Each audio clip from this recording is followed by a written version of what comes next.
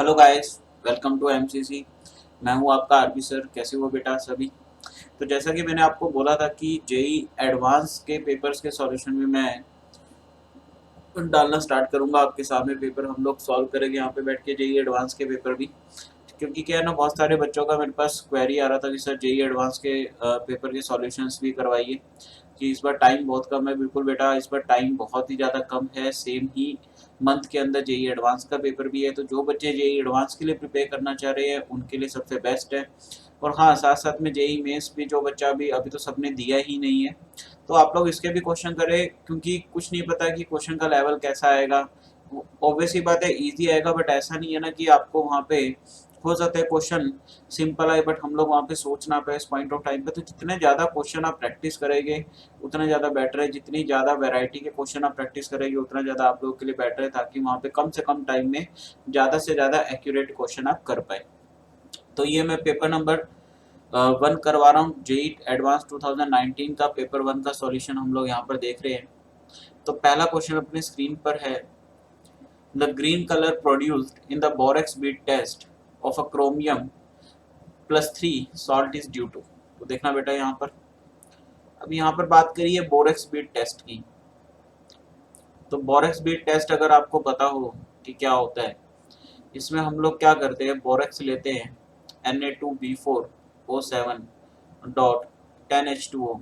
Actually इसकी crystalline form में तो 8 ही होते हैं वाटर मॉलिक्यूल। ठीक है, तो इसको हीट करते हैं हम लोग, तो इसमें क्या होता है, जो हाइड्रेटेड पार्ट होता है वो सबसे पहले अलग हो जाता है। क्लियर? हाइड्रेटेड पार्ट सबसे पहले अलग हो जाते हैं। अब इसके बाद इसको जब वापिस से हीट करते हैं तो ये बना लेता है sodium metaborate NaBO2। This is called the sodium metaborate. ये जो पार्ट होता है गाइस, इसको हम लोग बोलते हैं बोरेक्स बीड। ये होता है, this is the borax bead. ये हमारे पास होता है बोरेक्स बीड। ठीक है, तो इसका मतलब बीड जो होता है बोरेक्स का, वो बोरेट होता है। बोरेट वाला एनाइन, जिसका जिसका एनाइन, जिस कंपाउंड का एनाइनिक पार्ट बोरेट हो, दैट इज अवर बीड। तो इसने बोला कि बोरेक्स बीड टेस्ट में अगर क्रोमियम +3 हम लोग मिला दे, इसमें क्रोमियम +3 हम लोग मिला दे, ऑब्वियसली बात है क्रोमियम का बोरेट बनेगा। वो क्रोमियम का बोरेट अगर मैं यहाँ पर देखूँ तो मेरे को एक ही ऑप्शन दिख रहा है, पहला आंसर है। तो पहला हमारा आंसर आ गया। आप लोग को पता ही है बेटा कि पहले 4 क्वेश्चन सिंगल चॉइस वाले होते हैं, उसके बाद बीच के 8 क्वेश्चन मल्टीपल चॉइस वाले होते हैं, और उसके बाद जो होता है हमारा 6 क्वेश्चन वो है न्यूमेरिकल टाइप, जिसके अंदर आंसर जो है वो इंटीजर में हमें देना होता है। क्लियर? तो पहले 4 क्वेश्चन तो हमारे सिंगल चॉइस है, तो इसमें हम लोग सिंगल चॉइस ही देखेंगे। अगला क्वेश्चन जो है वो है calamine, malachite, magnetite and cryolite respectively are. तो इस तरह के क्वेश्चन अगर आप एनटीए अभ्यास के पेपर देते हो, सॉल्व करते हो, तो मैंने इस तरह के क्वेश्चन बहुत बार करवाए और बहुत पेपरों में इस तरह के क्वेश्चन आए हैं। तो बड़ा सिंपल सा इसका आंसर तो कैलेमाइन ZnCO3 है, मैलेचाइट Cu2CO3 OH होल ट्वाइस।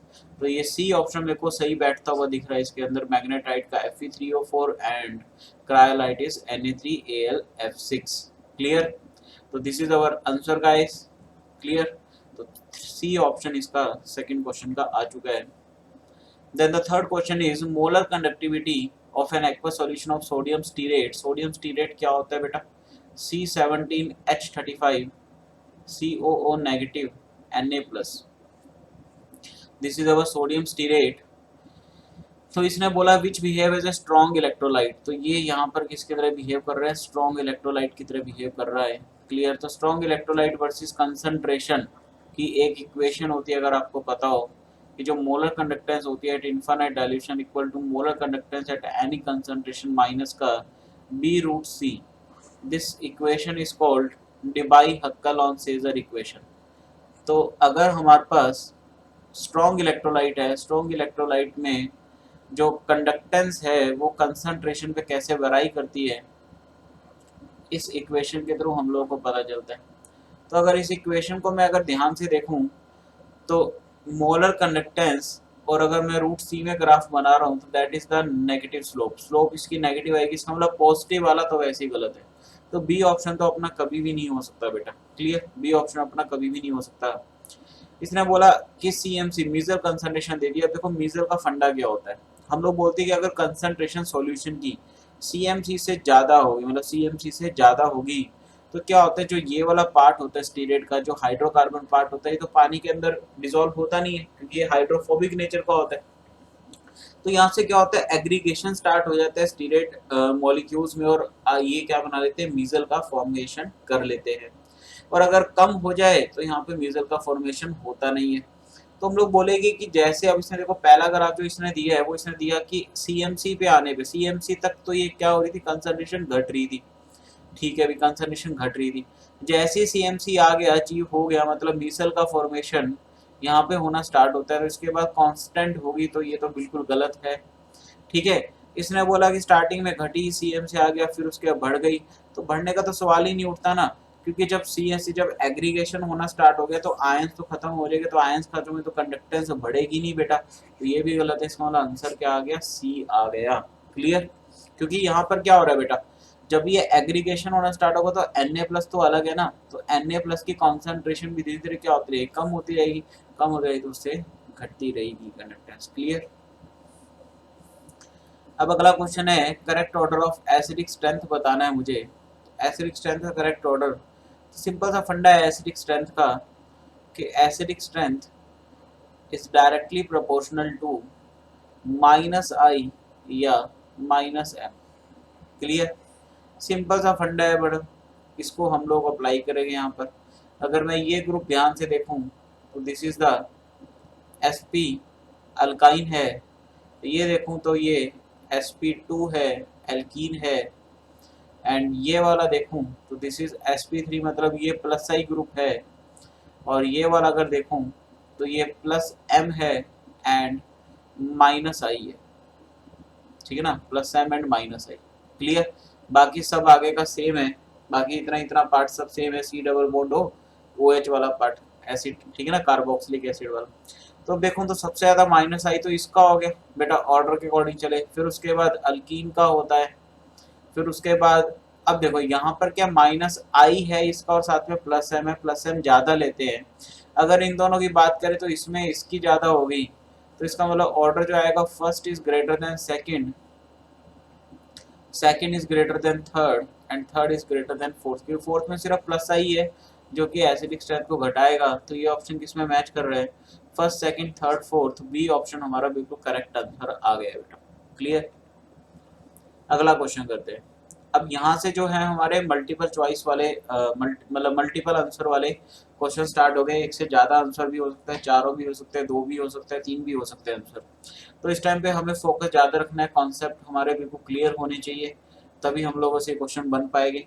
इसने क्वेश्चन बोला टिन क्लोराइड क्यू, क्यू हमारा एक टिन क्लोराइड है, इसका मतलब क्यू जो है वो या तो SnCl2 होगा या फिर SnCl4, क्योंकि टिन जो है वो +2 और +4 में ही एग्जिस्ट करता है, +2 या +4 में, वो +1 में एग्जिस्ट नहीं करता है। तो इसने बोला इसका रिएक्शन अगर मैं Cl- के साथ करवाऊं तो जैसा कि ये Cl को एक्सेप्ट कर लेगा, SnCl3- बना लेगा, और यहाँ पर भी अगर रिएक्शन करवाता हूँ तो ये SnCl5- बना लेगा। क्लियर, अब इसने बोला इन दोनों का रिएक्शन जब मैं Me3n से करवाता हूँ तो ऑब्वियस ही बात है यहाँ पे कोऑर्डिनेट बॉन्ड बनेगा। ठीक है, SnCl2 क्योंकि इसके पास वैकेंट और वाइटल हो गए तो Me3n जो होगा वो इसका नाइट्रोजन है, इसके जो कोऑर्डिनेट कर देगा, इसको इनके बीच में कोऑर्डिनेट बॉन्ड बन जाएगा। क्लियर, मैं यहाँ पर बना भी देता हूँ, ठीक है ना। तो ये जो यहाँ पर बना this is our Y coordinate bond वाला। एक्स जो है अपना वो एक्स, अब ये भी हो सकता है ये भी हो सकता है, इन दोनों में से कोई एक होगा। वाई ये बन गया है, ठीक है, और वाई इसके साथ भी बनेगा तो दो वाई हो गए। और जो जेड है हमारे, इसने बोला, अब देखो यहाँ पर इसने क्या बोला कि जो क्यू है, क्यू का मतलब SnCl2 या फिर SnCl4, दो अपने पास ऑप्शन दे। इसको जब CuCl2 के साथ मिलाया तो यहाँ से क्या बना, CuCl+Z बना। अब इसका मतलब क्या हुआ, CuCl2 से CuCl बन रहा है, इसका मतलब यहाँ पर क्या हो रहा है बेटा, रिडक्शन हो रहा है। यहाँ पर क्या हो रहा है, रिडक्शन हो रहा है। अब रिडक्शन हो रहा है, इसका मतलब अगर इसका रिडक्शन हो रहा है तो ऊपर वाले का, Q वाले कंपाउंड का ऑक्सीडेशन होगा। अब देखो SnCl2 को ऑक्सीडेशन होके तो ये ऑक्सीडाइज हो जाएगा और SnCl4 बना लेगा, बट ये ऑक्सीडाइज नहीं होगा। इसका मतलब जो अपना Q कंपाउंड है वो SnCl2 है, SnCl4 नहीं है। तो यहाँ पे जो Z बनेगा, Z हमारा बन जाएगा SnCl4। क्लियर, यहाँ से अपना सारा सेट मामला हो गया है, मतलब यहाँ से अपने को पूरा क्लैरिटी आ गई है। ठीक है, X is a mono anion having pyramidal geometry, बिल्कुल सही है। ठीक है, both Y and Z are neutral compounds, बिल्कुल सही है। चूज द करेक्ट ऑप्शन, तो अभी तक अपना सही है। The central atom in X is sp3 hybridised. अगर देखूं तो 4 3 7 और 1 8, बिल्कुल सही, पहला ऑप्शन बिल्कुल सही है, sp3 आएगा। There is a coordinate bond in Y, Y और वाई के बीच में कोऑर्डिनेट बॉन्ड है वाई कंपाउंड में, बिल्कुल है। The oxidation state of the central atom in Z is +2। Z अगर कंपाउंड देखूं तो +2 आ रही है क्या? नहीं, +4 आ रही है। इसका मतलब सी ऑप्शन गलत हो गया। The central atom in Z has one loan pair of electron. अगर मैं देखूं तो एक लोन पेयर ऑफ इलेक्ट्रॉन इसके पास बचता है, तो ये भी गलत है, क्योंकि यहाँ पर अगर मैं बात करूं central atom in Z has one loan pair of electron, तो अगर जेड में यहाँ पे बात करूं तो SnCl4 बनेगा।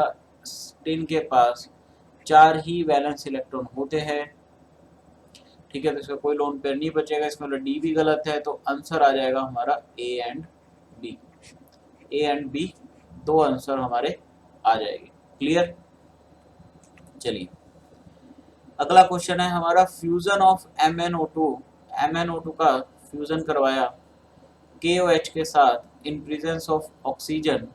तो आपको पता होगा ये तो रिएक्शन किसका है, MnO2 पायरोल्यूसाइड और होता है, दिस इज द पायरोल्यूसाइड और। तो यहाँ से KMnO4 का हम लोग प्रिपरेशन करवाते हैं, तो यहाँ से क्या होगा, ये बनाते हैं K2MnO4, ठीक है, जिसको पोटेशियम मैंगनेट बोलते हैं। तो K2MnO4 ये बना। अब इसने बोला कि यहाँ से जब प्रोड्यूस W, तो इसको इसने बोला W, मैंने बोला alkaline solution of W upon electrolytic oxidation. तो जब इसका इलेक्ट्रोलाइटिक ऑक्सीडेशन करवाते हैं तो ये KMnO4 में ऑक्सीडाइज होकर ये KMnO4 में कन्वर्ट हो जाता है अनदर सॉल्ट, तो ये इट इज अ सॉल्ट, तो ये यहाँ पर X हो गया। इसने बनाया था manganese containing ions present in W and X में, clear, respectively R Y and Z। तो इसने बोला आयन जो इसके अंदर प्रेजेंट है, मतलब MnO4 माइनस, ये इसने बोल दिया यहाँ पर Y एंड MnO4 -2 है ये, और ये है MnO4 माइनस, ये इसने बोल दिया Z। वो मैंगनीट है, ये परमैंगनीक है, ठीक है ना, ये परमैंगनिक एसिड है, परमैंगनेट आयन हो गया ना, परमैंगनेट आयन, वो मैंगनेट है। Clear, correct statement is are in aqueous acidic solution Y जो अपना कौन सा था, ये वाला, ये वाई जो है ये डिस्प्रोपोर्शनेट शो करेगा, बिल्कुल शो करेगा एसिडिक मीडियम में। डिस्प्रोपोर्शनेट शो करके ये MnO2 बनाता है एक तो, जिसको प्रेसिपिटेट बन जाता है MnO2 का। ठीक है, तो ये डिस्प्रोपोर्शनेशन शो करता है, बिल्कुल करता है। Both Y and Z are coloured and have tetrahedral shape. देखो तो इसकी हाइब्रिडाइजेशन D3S होती है बेटा, D3S होने तो ये क्या होता है, टेट्राहेड्रल शेप होता है, दोनों ही कलर्ड होते हैं। इसका वायलेट पिंक कलर होता है, this is the greenish colour. Y is diamagnetic in nature while Z is paramagnetic। अगर Y की बात करूं तो MnO4 -2, मतलब ये यहाँ पर हो गया +6 में, +6 में तो एक इलेक्ट्रॉन बचा, ये पैरामैग्नेटिक होना चाहिए, जबकि ये वाला डाया होना चाहिए। अगला यहाँ पे +7 है, तो ये वाला क्या होना चाहिए, एक भी अनपे इलेक्ट्रॉन नहीं बचेगा, तो ये उल्टा लिख रखे हैं, इसमें सी ऑप्शन होगा नहीं। In both Y and Z pi bonding occur between p orbital of oxygen and d orbital of manganese, बिल्कुल सही है।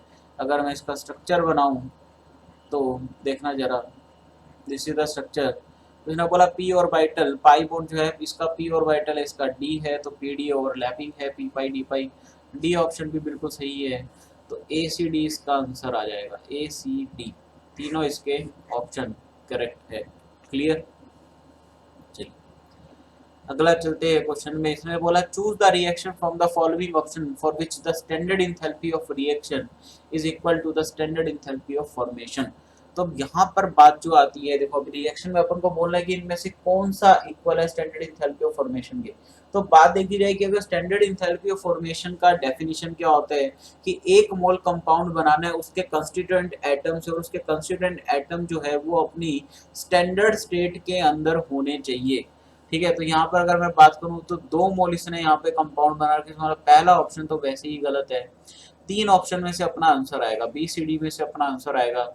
इसका 1 मोल है, बट इसने बोला कि C2H6 कार्बन, कार्बन गैस की फॉर्म में यहाँ पे दे रखा है, जबकि कार्बन ग्रेफाइट की फॉर्म में स्टेबल ज्यादा होता है, इसका मतलब ये भी गलत हो गया। क्लियर, ग्रेफाइट की फॉर्म में वो स्टेबल रहता है, उसका इंथैल्पी ऑफ फॉर्मेशन 0 मानते हैं हाइड्रोजन गैस में, तो ये भी गलत। O3 O2 से बन रहा है, बिल्कुल सही है। 3/2 O2 गैस है, ये सही है, O2 गैस की फॉर्म में स्टेबल होता है। SO2 बन रहा है सल्फर 8 से, सल्फर 8 सॉलिड है, बिल्कुल सही है। 1/8 हो गया इसका, और प्लस O2 गैस है, ये बिल्कुल सही है। तो सी एंड डी 2 ऑप्शन आ गए इसके, सी एंड डी। तो बाय डेफिनेशन हम लोगों ने क्वेश्चन सॉल्व कर दिया है। अगला क्वेश्चन है, which of the following statement is are correct regarding the root mean square speed. तो URMS जो होता है उसका फॉर्मूला क्या होता है बेटा, √3PV/m, ठीक है, या √3RT/m, कुछ भी ले सकते हैं हम लोग। इसको ऐसे भी ले सकते हैं √3RT/m, क्योंकि आइडियल गैस हम लोग मान के चलते हैं। And average translational kinetic energy, तो ट्रांसलेशनल काइनेटिक एनर्जी का फॉर्मूला क्या होता है बेटा, 3/2 PV, या फिर इसको लिख सकता हूँ मैं 3/2 RT 1 मोल के लिए, ठीक है ना। तो energy of a molecule in a gas at equilibrium, ठीक है। μRMS is doubled when its temperature is increased 4 times. अगर मैं टेम्परेचर को 4 गुना बढ़ा दूं तो μRMS डबल हो जाएगा, बिल्कुल हो जाएगा। अगर इसको 4 टाइम बढ़ाऊंगा तो ये 4 का रूट होता है 2, 3 दूनी 6, तो पहले 3 था 6 हो गया है, इसमें मतलब डबल हो, तो पहला स्टेटमेंट बिल्कुल सही है। ई एवरेज जो एवरेज काइनेटिक एनर्जी है, ओके नहीं सॉरी, इसने ई एवरेज ये ट्रांजिशनल काइनेटिक एनर्जी को दिया है, इस doubled when its temperature is increased 4 times. अगर टेम्परेचर 4 टाइम इंक्रीज कर दूं,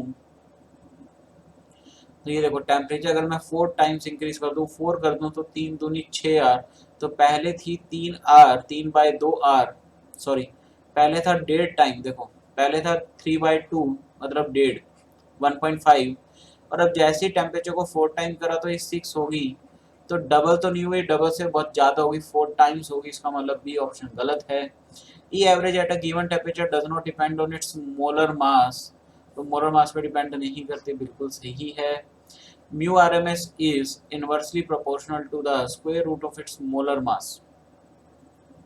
μRMS is inversely proportional to the square root of its molar mass, बिल्कुल सही है। तो ए सी डी 3 इसके आंसर आएंगे, A C and D, 3 option, 3 options are correct.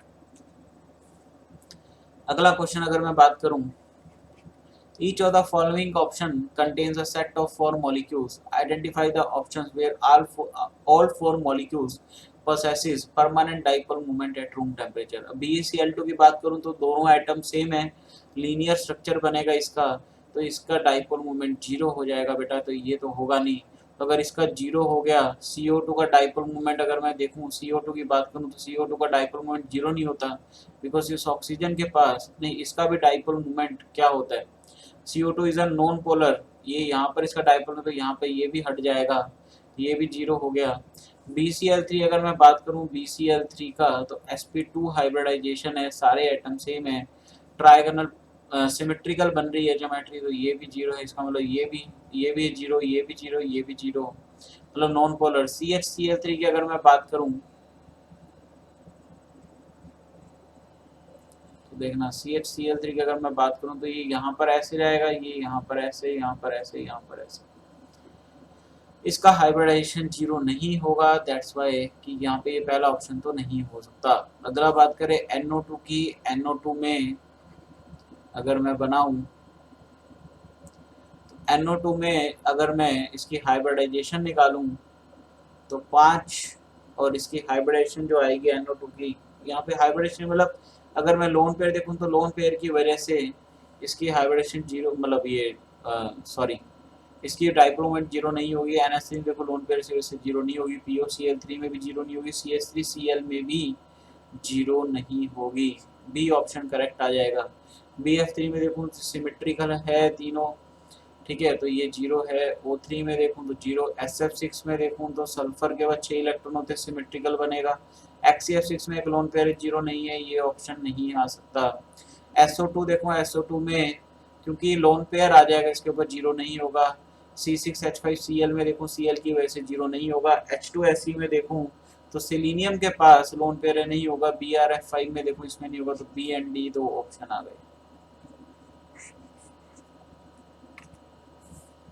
अगला क्वेश्चन है बेटा, इन द डी के सीक्वेंस, यहाँ पर दे रखा है 238 यूरेनियम 92 से अपने पास गया थोरियम 234 90। इसका मतलब कितने का चेंज आ रहा है, यहाँ पे 4 का मास नंबर में चेंज आ रहा है, 2 का एटॉमिक नंबर में। इसका मतलब ये जो x1 है, ये जो x1 यहाँ से निकला है, ये x1 अल्फा पार्टिकल है। क्लियर, x1 हमारा क्या है, अल्फा पार्टिकल है, क्योंकि 4 का चेंज और 2 का चेंज इसी में आएगा। अब थोरियम से आगे यहाँ पर x2 निकला और यहाँ से ये Pa दे रखा है, तो देखो मास नंबर सेम है बट एटॉमिक नंबर एक से ज्यादा हो गया है। अगर एक से ज्यादा हो गया तो बेशक ये क्या होगा, बीटा पार्टिकल, बीटा एमिशन होगा। बीटा एमिशन में मास नंबर सेम रहता है, एटॉमिक नंबर एक से चेंज होता है। ठीक है, अब जेड यहाँ से बना, जेड का यहाँ पे मास नंबर 234 दे रखा है, मतलब अगेन मास नंबर सेम है और यहाँ पर x3 है और इसका एटॉमिक नंबर पता नहीं है। और फर्दर ये इसके बाद जा रहा जो है वो थोरियम में वापस जा रहा है, 230 इसका हो गया और 90 इसका यहाँ से हो गया। क्लियर, इसका मतलब अगर 4 का यहाँ पे चेंज वापस आ रहा है, इसका मतलब ये जो x4 है ये वापस से अल्फा पार्टिकल होगा। अगर अल्फा पार्टिकल होगा तो यहाँ पर 92 हुआ होगा। जेड का कितना एटॉमिक नंबर होगा, यहाँ पर 92 होगा। एक टाइप से अल्फा पार्टिकल कह सकता हूँ मैं। 4 का चेंज आ रहा है तो 2 का चेंज आ रहा है, इसका मतलब यहाँ पर 91 से 92 जा रहा है, तो यहाँ पर भी टिपिकली बीटा पार्टिकल होगा, क्योंकि एक का चेंज आता है वो इंक्रीज भी हो सकता है, डिक्रीज भी हो सकता है, दोनों हो सकते हैं। तो इसने बोला x1, x2, x3, x4 are the particles radiation emitted by the correct option is R. x1 will deflect towards a negatively charged plate. x1 जो है अल्फा पार्टिकल है, पॉजिटिव चार्ज होता है, तो बिल्कुल ये कर जाएगा नेगेटिवली प्लेट के तरफ। x2 इज बीटा पार्टिकल, बिल्कुल हम लोगों ने बोल ही दिया बीटा है। x3 इज गामा रे, नहीं, x3 जो है वो बीटा है, ये गलत हो गया। Z is an isotope of uranium, तो Z की अगर मैं बात करूं तो बिल्कुल आइसोटॉप है, मास नंबर सेम है और एटॉमिक नंबर भी सेम है यहाँ पे, तो आइसोटॉप भी नहीं होगा ये। क्लियर, क्योंकि यहाँ पर देखो इसने Pa का जो एटॉमिक नंबर 91 है, 91 से ये 90 पे गया। अगर ये 91 से 90 पे जा रहा है, इसका मतलब ये 92 होगा, 92 से 90 पे आया होगा। इसका मतलब 92, तो ये तो आइडेंटिकल हो गए एक दूसरे के, तो ये भी गलत है ऑप्शन। आइसोटॉप ये होता कि mass number same but atomic number में चेंज होता, बट यहाँ पे नहीं है। तो ए एंड बी दो ऑप्शन इसके करेक्ट है, ए एंड बी, तो दोनों ऑप्शन करेक्ट है। क्लियर, अगला क्वेश्चन की मैं बात करूं, which of the following statement is true, monosaccharide can not be hydrolysed to give polyhydroxy aldehydes and ketones. तो ये तो डेफिनेशन ही होती है कि मोनोसेचराइड्स की कि वो हाइड्रोलाइज नहीं होते, जो कि पॉलीहाइड्रोक्सी एल्डिहाइड एंड कीटोन। इसका मतलब पहला स्टेटमेंट तो बिल्कुल सही है। दूसरा है oxidation of glucose with bromine water gives glutamic acid. But अगर आपको याद हो कि ग्लूकोज का जब हम लोग Br2 वाटर के साथ रिएक्शन करवाते हैं, एनसीईआरटी में भी दिया हुआ है, तो अपन को वहाँ पर ग्लूकोनिक एसिड मिलता है, ना कि ग्लूटामिक एसिड मिलता है। ग्लूकोनिक एसिड वो मिलता है, यहाँ पे ग्लूटामिक दिया हुआ है, इसका मतलब ये गलत है। हाइड्रोलिसिस ऑफ सुक्रोज, सुक्रोज होता है हमारा C12H22O11। इसका अगर मैं हाइड्रोलिसिस कराऊंगा तो ये अपने को क्या देता है, एक मॉलिक्यूल ग्लूकोज का और एक मॉलिक्यूल फ्रक्टोज का, ये यहाँ पे हमें देता है। जैसे लगा gives dextro rotatory glucose and laevo rotatory fructose, बिल्कुल सही है। The 2 6 member cyclic hemi acetal forms of D glucose, तो डी ग्लूकोज की दो फॉर्म्स होती है, आपको पता ही है, एक अल्फा डी ग्लूकोज, एक बीटा डी ग्लूकोज। उन दोनों को क्या बोला जाता है, एनोमर्स बोला जाता है, बिल्कुल सही है, एक दूसरे के एनोमर्स होते हैं। तो ए सी डी तीन ऑप्शन बिल्कुल करेक्ट आ गए। ओके, अगला क्वेश्चन है ऑर्गेनिक का, बढ़िया सा लग रहा है। इस तरह के क्वेश्चंस बड़े इंपॉर्टेंट होते हैं और बहुत ही ज़्यादा लॉजिकल भी होते हैं, तो बड़ा यहाँ पे आपको तसल्ली पूर्वक से काम करना है, आपको बिल्कुल मतलब एकदम सिंपल तरीके से, ठीक है, कोई भी गलती नहीं होनी चाहिए यहाँ पे। हाँ, बट इस टाइप के क्वेश्चंस में अपने को एक हेल्प मिल जाती है कि जो यहाँ पर अब ये कंपाउंड अपन को बताना है C6H10O, तो इन्हीं ऑप्शन में से कोई आंसर आएंगे, तो मतलब इतनी तो यहाँ पे गारंटी है कि हम लोग ये C6H10O, क्योंकि अगर मैं इसका DU निकालता हूँ तो DU के अकॉर्डिंग मैं ये नहीं बता सकता इसके अंदर रिंग होगी या नहीं होगी, पाई बॉन्ड कितने हो गए, रिंग होगी तो, या पाई बॉन्ड कितने हो गए, तो ऐसे हम लोग डिसाइड नहीं कर सकते। तो यहाँ पे डिसाइड करने का सबसे जो बढ़िया फैक्टर है वो है ऑप्शन है। इस तरह के क्वेश्चंस में ऑप्शंस का बड़ा सही रोल रहता है। तो यहाँ पर देखो, अब सारे ऑप्शन में अगर रिंग बनी हुई है 6 मेंबर, इसका मतलब ये C6H10O जो है ये 6 मेंबर की रिंग तो होगा ही होगा। अगर 6 मेंबर की रिंग है तो यहाँ पे 6 मेंबर की मैंने रिंग लगा दी है। C6H6 तो हो ही गया, यहाँ पर एक डबल बॉन्ड O लगा दूं तो ये बन गया C6H10O। देखो 6 कार्बन है, 7 8 9 1 2 3 4 5 6 7 8 9 10 हाइड्रोजन हो गए, तो ये हमारा हो सकता है C6H10O। तो अगर मैं इसको अगर मान के चल लूँ C6H10O, तो इसका रिएक्शन हम लोग MEMgBr से करवाते हैं, मतलब ग्रिगनार्ड से करवाते हैं, वाटर से हाइड्रोजन करते हैं, तो ये मिथाइल जो है ये यहाँ पे लगेगा, और वाटर से करें तो OH भी लग जाएगा यहाँ पर, तो ये OH यहाँ पर लग गया और मिथाइल यहाँ पर लग गया। Clear, is that clear? ये यहाँ से H+ ले लेगा, ये बॉन्ड टूट जाएगा। उसके बाद ये हमारा आ गया Q, इसके बाद ये हमारा था, ये कुछ था ही नहीं। इसके बाद हमारा रिएक्शन हुआ कंसनट्रेटेड HCl के साथ, तो ये OH को हटा देगा और Cl जोड़ देगा यहाँ पर, तो ये सिंपल सा रिएक्शन यहाँ पे बनेगा CH3 और ये यहाँ पर Cl, ये हमारा हो गया S, this is S our major product. Clear, ये हमारा मेजर हो गया। अब इस Q का रिएक्शन वो बोल रहा है कि 20% H3PO4 के साथ करवाएगा, तो यहाँ पर क्या होता है, एल्कीन बन जाएगा, यहाँ पर एलिमिनेशन रिएक्शन होगा। एलिमिनेशन रिएक्शन होगा तो एल्कीन यहाँ पर बनेगा CH3, और यहाँ पर क्या बन जाएगा बेटा, एक पाई बॉन्ड बन जाएगा। क्लियर, तो ये आ गया, इसने ये करवा दिया। अब इसने बोला R जो है वो मेजर होना चाहिए, तो ये हमारा R जो है मेजर है। क्लियर, ये हमारा this is R group. R का रिएक्शन इसने हाइड्रोजनेशन करवाया, निकल तो मतलब पाई बॉन्ड हटाना है मेरे को, Br2 लगाते हैं मतलब Br चिपकाना है, तो यहाँ पर क्या हो जाएगा ये बेटा, ये पाई बॉन्ड मैंने हटा दिया, सिंपल यहाँ पे CH3 हो गया और Br यहाँ पे लग गया। क्लियर, ये हमारा T हो गया, ये R है, ये Q है और ये S है। और इसका रिएक्शन, अब R का रिएक्शन अगर मैं HBr बेंजोइल पेरोक्साइड मतलब खराश इफेक्ट मतलब एंटी मार्कोनिकोव, तो एंटी मार्कोनिकोव के अकॉर्डिंग करवाता हूँ, तो यहाँ पर ये पाई बॉन्ड हटेगा, ये CH3 यहाँ पर लगेगा और Br यहाँ पे लग जाएगा, तो ये एंटी मार्कोनिकोव के अकॉर्डिंग ये यहाँ पर आ जाएगा। Clear, is that clear? तो ये हमारा U हो गया। अब इसने पूछा यहाँ पे ऑप्शन में S, ये है S, देखो अपना S कौन सा है, SCH3Cl, ये गलत हो गया, एक ही कार्बन से 2 ग्रुप अटैच है, इसका मतलब ये तो A ऑप्शन तो गलत है। B देखूं तो U इसने बोला है CH3Br, U इसने बोला है CH3Br, बिल्कुल सही है। S जो है वो CH3Cl है, ये गलत हो गया है हमारा। C देखो अगर मैं CH3Cl, S हमारा CH3Cl बिल्कुल सही है, और U अगर देखूं CH3Br, एक मिनट, अगर यहाँ पे देखूं तो ये पाई बॉन्ड यहाँ पे आएगा, एक मिनट, ये Br यहाँ जुड़ेगा बेटा, ये Br यहाँ जुड़ेगा, मैं गलती से यहाँ जोड़ गया, क्योंकि ये देखो ना खराश इफेक्ट में क्या होता है, ये पाई बॉन्ड जो है ये इस तरफ से ब्रेक करेगा तो यहाँ पर जुड़ेगा ब्रोमीन, ठीक है ना, लास्ट में जुड़ता है, टर्मिनल पोजीशन पे जुड़ता है, जिसपे ज़्यादा हाइड्रोजन होते हैं उस पर जाके नेगेटिव पार्ट, एनायन का पार्ट जो है ज़्यादा हाइड्रोजन वाले कार्बन पे जुड़ता है। तो सी ऑप्शन अपना बिल्कुल करेक्ट आ रहा है। और डी अगर मैं देखूं तो यू है हमारा CH3Br एंड टी है हमारा CH3Br, बिल्कुल सही। तो सी एंड डी यहाँ पर दोनों ऑप्शन करेक्ट हो जाएंगे, सी एंड डी। क्लियर, इसका आंसर आ गया सी एंड डी। अगला क्वेश्चन है अमंग फॉलोइंग, अमंग B2H6 इतना this the total number of molecules containing covalent bond between two atoms of the same kind. तो एंटी अभ्यास का क्वेश्चन इस तरह का आया हुआ था, तो आपको ध्यान रखना है कि B2S6 में बनाना बॉन्ड बनता है, तो यहाँ पर BB के बीच में एक्चुअल में बॉन्ड बनता है, क्योंकि वो जो हाइड्रोजन होता है वो सिर्फ हाइड्रोजन की वाइब्रेशन ज़्यादा होने के कारण वो ऐसे मूव करते हैं एक से दूसरी तरफ, तो हाइड्रोजन में एक्चुअली बॉन्ड नहीं होता, बॉन्ड जो होता है BB के बीच में, तो पहला तो ये आ जाएगा।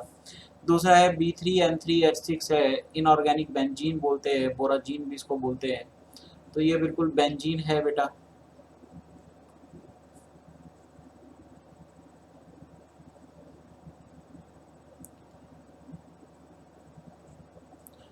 ठीक है, तो यहाँ पर क्या होगा, पाई बॉन्ड होगा इस तरह से, और यहाँ पर क्या लगा होगा, H लगा होगा, तो बी एन के बीच में बॉन्ड है, ठीक है, बी के बीच में या एन के बीच में बॉन्ड नहीं है, इसका मतलब ये नहीं होगा।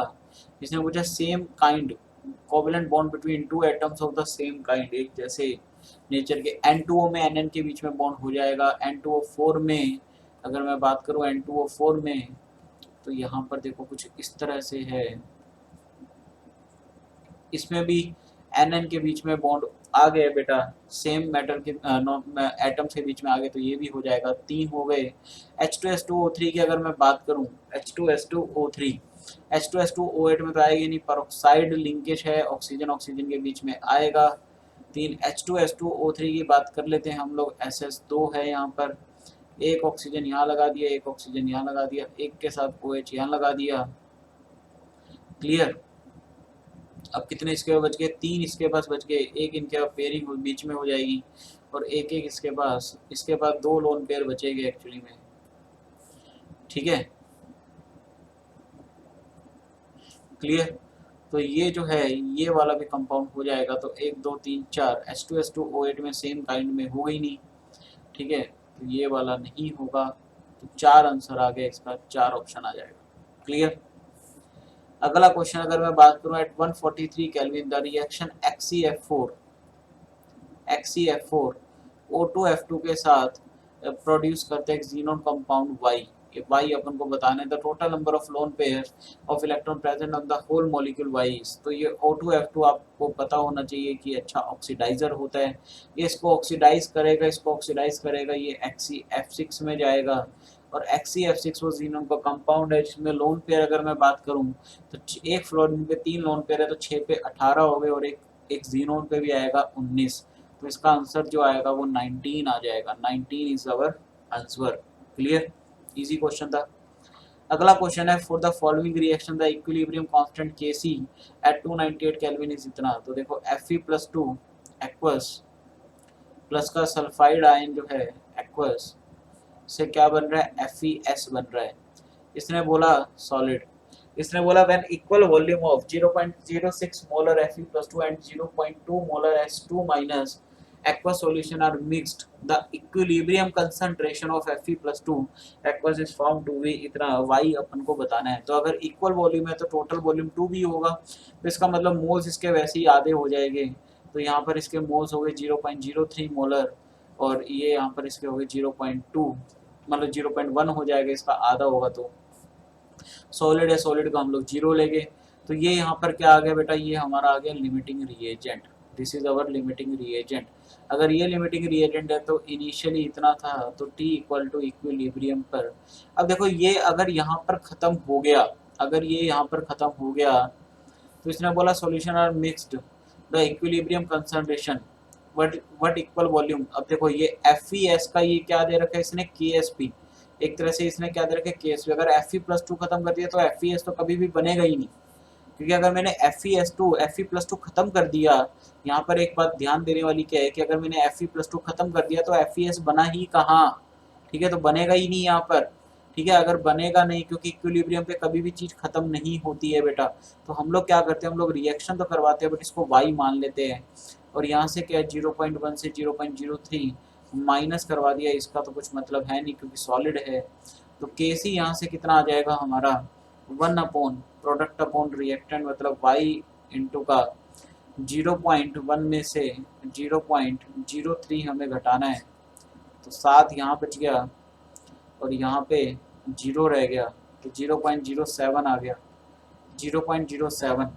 Kc हमारा दिया हुआ है कितना, Kc at 298 kelvin is 1 minute. The equilibrium constant K C eight 298 kelvin, तो ये दिया हुआ है हमारे को 1.6 इंटू 10⁻17। तो यहाँ से कितना हो जाएगा बेटा, ये 1/y इंटू का 0.07 करूँगा मैं, तो 0.07 इंटू 1.6 करता हूँ तो कितना आ गया है, सॉल्व करते हैं।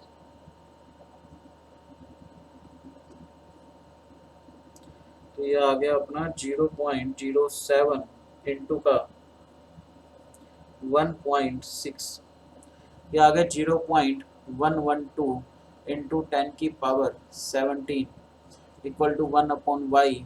तो यहाँ से y कितना आ जाएगा, 1/0.112, 1 डिवाइडेड बाय 0.112, तो ये आ गया 8.928, 8.928।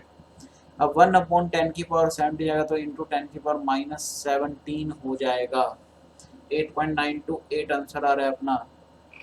यहाँ पर इसने -17 ही बोला था, तो यहाँ पे आंसर कितना आ जाएगा, 8.92। ठीक है, 8.92 ये हमारा आंसर आ गया, 8.92।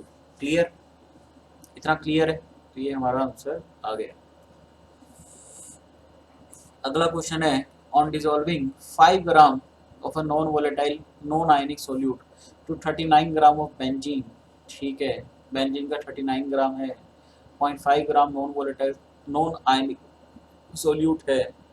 ठीक है, its vapour pressure decreases from 650 Hg to 640 Hg. The depression of freezing point of benzene upon addition of the solute is। ठीक है, तो फ्रीजिंग पॉइंट बताना है बेंजीन का अपॉन एडिशन। तो molar mass and the molar freezing depression constant of benzene are this and this. तो देखो यहाँ पर क्या लगाएंगे बेटा, हम लोग पी नॉट माइनस का P S upon P S equal to, अगर यहाँ पे देखो मोलैलिटी मेरे को पता नहीं है, मोलैलिटी मेरे को पता नहीं, और डिप्रेशन इन फ्रीजिंग पॉइंट के लिए मेरे को मोलैलिटी चाहिए। तो मैं एक फॉर्मूला होता है, अगर आपको पता हो कि रोड्स लॉ से, relative lowering of vapour pressure से हम लोग मोलैलिटी निकाल सकते हैं। कैसे, molality into molar mass of solvent upon 1000। Clear, तो यहाँ से कितना आएगा, P not minus P S 650 minus 640 10 upon 640 equal to molality into का molar mass of solvent. Molar mass of solvent कितना अपने को 39 ग्राम बेंजीन में दे रखा है, डिवाइडेड बाय 1000। तो यहाँ से क्या आ जाएगा, अपना मोलैलिटी आ जाएगा। अब delta T F equal to I into का के एफ इंटू का एम होता है। मोलैलिटी यहाँ से निकल गई, आई 1 है क्योंकि नॉन आयनिक दे रखा है, एफ कितना दे रखा है 5.12। बस यहाँ से आपका आंसर आ जाएगा, आप लोग निकाल लेना। क्लियर, अगला क्वेश्चन जो है, consider the kinetic data given in the following table. तो इनिशियल रेट मेथड ये दे रखा है अपन को। The rate of the reaction for A 0.15, B equal to इतना, सी इक्वल टू इतना, found to be Y into 10⁻⁵। The value of Y की अपन को वैल्यू निकालनी है। तो सबसे पहले तो अपन देखें कि ए बी सी के रिस्पेक्ट में है क्या। अगर मैं एक इक्वेशन लिखूँ आर इक्वल टू के ए बी सी, अब इनका ऑर्डर क्या होगा, ऑर्डर अपन कैसे देखेंगे, इनिशियल रेट मेथड से। अगर मैं फर्स्ट टू को ध्यान से देखूं, पहली दो को ध्यान से देखूं, तो ए की कंसंट्रेशन में कोई चेंज नहीं हो रहा है, बी की कंसंट्रेशन डबल हो रही है, सी की कंसंट्रेशन में कोई फर्क नहीं हो रहा है, और रेट में कोई फर्क नहीं हो रहा है। इसका मतलब कंसंट्रेशन पे डिपेंड नहीं कर रहा है। अगर कंसंट्रेशन पे डिपेंड नहीं कर रहा है, इसका मतलब बी के रिस्पेक्ट में ऑर्डर क्या है, 0, क्योंकि बी की कंसंट्रेशन डबल चेंज करने से रेट चेंज नहीं हो रहा है, इसका मतलब बी का ऑर्डर क्या हो गया, 0। अच्छा जी, अब सी के रिस्पेक्ट में अगर मैं देखूं, सी और ए के रिस्पेक्ट में, अब देखना अगर मैं फर्स्ट और थर्ड को देखूं, फर्स्ट और थर्ड इक्वेशन को, तो 0.2 फर्स्ट में, मतलब फर्स्ट थर्ड में कोई चेंज नहीं है, ए की कंसंट्रेशन में, बी की कंसंट्रेशन में कोई चेंज नहीं है, सी की कंसंट्रेशन डबल कर दी तो रेट भी क्या हो गया, डबल हो गया। इसका मतलब फर्स्ट ऑर्डर रिएक्शन है सी। अगर मैं बात करूं फर्स्ट और फोर्थ की, अगर मैं देखूं तो 0.2 से 0.3, 0.2 से 0.3 का मतलब कितना हुआ, 1.5 टाइम बढ़ गया, ये 1.5 टाइम्स बढ़ा। और उसके बाद मैं देखूं फर्स्ट और फोर्थ को, बी की कंसंट्रेशन सेम है, सी भी सेम है, और डी अगर देखूं 6 से 9 हो गया, तो अगर मैं यहाँ पे 1.5 से मल्टीप्लाई करता हूँ 15 × 90, तो ये 1.5 टाइम्स बढ़ रहा है, इसका मतलब ये भी फर्स्ट ऑर्डर हो गया। तो ए के रिस्पेक्ट में फर्स्ट है, बी के रिस्पेक्ट में फर्स्ट 0 है, सी के रिस्पेक्ट में फर्स्ट है। तो अब निकाल देते हैं, यहाँ से क्या आएगा, यहाँ से देखो कितना आ जाएगा। तो r इक्वल टू कितना दिया हुआ है मेरे को, 6 × 10⁻⁵ में रेट कांस्टेंट की वैल्यू यहाँ से निकाल लेता हूँ, के ए की वैल्यू है 0.21 है, बी का मेरे को मतलब ही नहीं है, 0 है, एंड सी का मतलब सॉरी 1, 0 पावर 0 तो 1 होता है ना, वो तो ये बी तो 1 आ गया, ठीक है, एंड सी जो है वो 0.1 है, तो यहाँ से कितना आ गया बेटा, ये 0.02 आ जाएगा, तो k इंटू का 0.02 इक्वल टू 6 इंटू 10⁻⁻5, तो यहाँ से k कितना आ गया है 6 इंटू 10⁻⁻5 इंटू 10⁻2 अपॉन 2 3, तो ये आ गया 3 इंटू 10⁻⁻3, ये आ गया k। अब इसने बोला नया जो रेट है वो अपन को निकालना है, तो r इक्वल टू 3 इंटू 10⁻3, ए के रिस्पेक्ट में कंसंट्रेशन है 0.15, बी का मेरे को लेना ही नहीं है क्योंकि ऑर्डर 0 है, सी के रिस्पेक्ट में है 0.15, तो यहाँ से अगर मैं बात करूँ 3 इंटू 10⁻3 इंटू का 0.15 कितना हो जाएगा 225 होता है, तो 0.0225, क्योंकि 4 डेसिमल प्लेस पे आएगा ये, 1 2 3 4 डेसिमल प्लेस पे आएगा ये। अब इसको मल्टीप्लाई मेरे को बस करना है, 225 को 3 से मल्टीप्लाई करना है मेरे को, तो 5 3 15 3 2 6 और एक 7 3 2 6, तो यहाँ पर ये आ गया। अब यहाँ से अगर मैं 4 डेसिमल हटा दूँ, मतलब यहाँ से 4 डेसिमल भी छोड़ो, इसको यहाँ पे 10 की पावर नीचे 4 कर लेता हूँ, ऊपर जाएगा -7 हो जाएगा ये, तो ये हो जाएगा बेटा 675 इंटू 10 की पावर -7, यहाँ से -5 बनाऊंगा तो 6.75 बनेगा इंटू 10 की पावर -5, तो ये हमारा हो गया आंसर।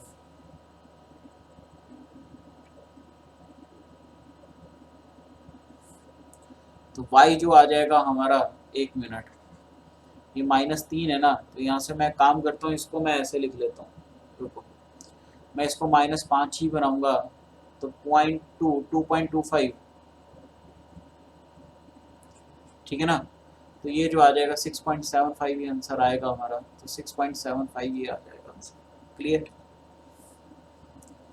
अगला जो क्वेश्चन है, लास्ट क्वेश्चन है 18th, scheme 1 and 2 describe the conversion of P to Q and R to S respectively. Scheme 3 describe the synthesis of T from Q. Okay, and the total number of Br atom in a molecule of T is. तो पहले देखिए scheme 1 में तो हमारे पास क्या दे रखा है, aniline दे रखा है, P हमारा एनिलीन है, इसका रिएक्शन मैंने सबसे पहले कराया Br2 के साथ, तो अब यहाँ पे Br2 एक्सेस में है, तो क्या होगा, एनिलीन हमारा एक्टिवेटिंग ग्रुप होता है, तो ऑर्थो एंड पैरा पे मेटल ये क्या लग जाएगा, ऑर्थो पैरा पे Br लग जाएगा, तो ट्राई ब्रोमो वाला केस ये आ जाएगा, ऑर्थो Br पे, ऑर्थो पैरा पे क्या लग गया, Br लग गया, तो ये हमारा हो गया फर्स्ट, ठीक है। उसके बाद क्यू मेजर बनना चाहिए ना फाइनली, उसके बाद इसका रिएक्शन किसके साथ हुआ, NaNO2 HCl, तो डाइजोटाइजेशन रिएक्शन यहाँ पर हो रहा है बेटा, डाइजोटाइजेशन हो रहा है, तो ये क्या करेगा, यहाँ पर N2Cl बना देगा, यहाँ पे Br तो लगे ही रहेंगे, Br कहीं जाएंगे नहीं। क्लियर। अब उसके बाद इसका रिएक्शन करवाया हमने CuCN KCN, सैंडमियर रिएक्शन यहाँ पर हो रही है बेटा, सैंडमियर रिएक्शन का रिएजेंट है, N2Cl से ये किसमें कन्वर्ट कर देगा, Cn में कन्वर्ट कर देगा, ठीक है, और ब्रोमो ऑर्थो पैरा पे ब्रोमीन तो लगे ही हुए हैं। क्लियर, इनको कुछ नहीं छेड़ेगा। अब उसके बाद अगला क्या करा है, इसका हाइड्रोलिसिस करवा दिया, Cn का हाइड्रोलिसिस करवा के कार्बोक्सिलिक एसिड देता है, तो ये COH आ गया, Br3 जुड़े ही हुए हैं। क्लियर। और नेक्स्ट इज SOCl2, तो SOCl2 थायोनिल क्लोराइड, ये क्या करता है, OH को Cl में कन्वर्ट कर देता है, तो ये यहाँ पर आ जाएगा COCl, और Br3 तो जुड़े ही हुए हैं, 3 Br से जुड़े रहेंगे, तो ये हमारा आ गया Q बेटा, दिस इज अवर Q। अब आगे अपने वो देखना है, आगे अपने को करना है, मैं कलर चेंज कर लेता हूँ, यहीं पे कर देते हैं क्योंकि स्पेस कम है, तो Q अपना आ गया है। स्कीम 2 में इसने बेंजीन को ओलियम के साथ H2S2O7, ओलियम इज H2S2O7, तो ये करवाया, तो आपको पता है सल्फोनेशन ऑफ बेंजीन होता है, ठीक है। मेजर इसने पूछा है, तो यहाँ पे पैरा वाला मेजर होता है, वैसे ऑर्थो एंड पैरा तो बनते हैं, तो SO3H यहाँ लग गया। अब अगर NaOH के साथ रिएक्शन कराएंगे, NaOH के हीट करेंगे तो यहाँ पे क्या हो जाएगा, ये Na जो ये जो OH है इस H को निकाल के ले जाएगा और यहाँ पर क्या रह जाएगा, सिर्फ SO3 बच जाएगा। ठीक है, H प्लस लूंगा तो फिर मैं यहाँ से ये भी निकलेगा और Br2 ब्रोमीन लास्ट में लूंगा तो S जो मेजर आएगा वो ब्रोमीन लगेगा यहाँ पर, ये निकल जाएगा SO3 और जो है वो ब्रोमीन लग जाएगा। ठीक है, ब्रोमीन लग जाएगा यहाँ पर और स्कीम 3 है जो S है उसका रिएक्शन NaOH के साथ करवाया और दूसरा Q के साथ करवाया। तो जब मैं NaOH के साथ कराऊंगा तो यहाँ पर NaOBr आएगा और Q के साथ कराऊंगा, Q हमारा ये वाला है, तो यहाँ पर जो COCl इसके अटैच हो जाएगा, 2 बेंजीन रिंग अटैच हो जाएगी। तो उसने नंबर ऑफ ब्रोमीन एटम पूछे तो 3 तो यहाँ पर है और 1 ब्रोमीन इसका भी लग गया है यहाँ पर, तो 4 इसने ब्रोमीन एटम पूछे, तो टोटल ब्रोमीन एटम कितने हो गए, 4 हो गए बेटा। क्लियर। तो ये था हमारा एडवांस का 2019 एडवांस का पेपर 1 का सॉल्यूशन। तो इसी के साथ हम लोग आज की अपना ये ख़त्म करते हैं। अगर इस इन केस आपको कोई भी डाउट है बेटा तो प्लीज़ व्हाट्सएप करें या टेलीग्राम करें, और प्लीज़ टेलीग्राम ग्रुप को ज्वाइन करें क्योंकि उसके अंदर मैं ट्रिक्स डालता हूँ, वो ट्रिक्स आपको बहुत ही ज़्यादा बेनिफिट करेगी। तो बहुत रात हो चुके हैं ऑलरेडी, 3:30 बज रहे हैं सुबह के। ठीक है, तो बहुत देर हो चुका है, तो आज के लिए इतना ही करते हैं। Okay guys, bye bye, take care, thank you very much and best of luck for your JEE and NEET exams. Okay guys, bye bye.